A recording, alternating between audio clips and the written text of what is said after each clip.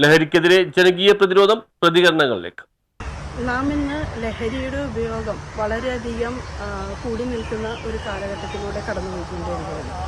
ഈ ഒരു കാലഘട്ടത്തിൽ നമ്മുടെ മക്കളെല്ലാവരും, പ്രത്യേകിച്ച് നമ്മുടെ യുവതലമുറ, ലഹരി എന്ന് പറഞ്ഞു കഴിഞ്ഞാൽ അവർക്ക് രാസലഹരിയും കഞ്ചാവ്, മദ്യം ഉൾപ്പെടെയുള്ളതാണ് ലഹരി എന്നുള്ളതാണ്. അവർക്ക് കിട്ടുന്ന അവരുടേതായ ഒരു ജീവിതത്തിൽ നിന്ന് അവർക്ക് കണ്ടെത്തുവാനായിട്ട് സാധിക്കുക എന്നാണ് എനിക്ക് പലപ്പോഴും തോന്നിയിട്ടുള്ളത്. നമുക്കറിയാം, പഴയ കാലങ്ങളിലൊക്കെ നമ്മുടെ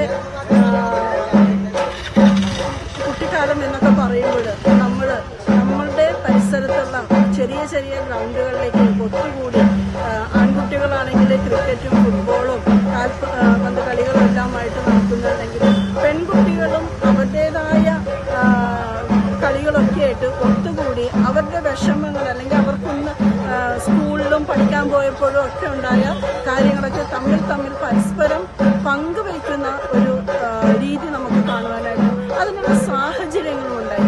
പക്ഷെ നമ്മൾക്ക് ഇന്ന് ഈ ആധുനിക കാലഘട്ടത്തിൽ മൊബൈൽ എന്ന ഒരു സംവിധാനത്തിലൂടെ നമ്മൾക്കറിയാം എന്തിനാണ് മൊബൈൽ. നമ്മൾക്ക് ഒരു അത്യാവശ്യ ഘട്ടത്തിൽ നമ്മൾക്ക് ആൾക്കാരുമായിട്ട് ആശയവിനിമയം നടത്തുന്നതിന് വേണ്ടിയിട്ടാണ് ഇത്തരം ആധുനിക സംവിധാനങ്ങൾ ഉണ്ടായിട്ടുണ്ടെങ്കിലും സ്ഥിതി മാതാപിതാക്കൾക്ക് ഉണ്ടായാൽ, കുടുംബത്തിൽ നിന്ന് തന്നെ ഇതിനുള്ളൊരു മാറ്റം ഉണ്ടായാൽ തീർച്ചയായും നമ്മുടെ സമൂഹത്തിലും നമ്മുടെ പ്രദേശങ്ങളിലാകമാനം ഈ ലഹരിക്കെതിരെയുള്ള ഒരു പോരാട്ടം നമുക്ക് നയിക്കാനായിട്ട് സാധിക്കും.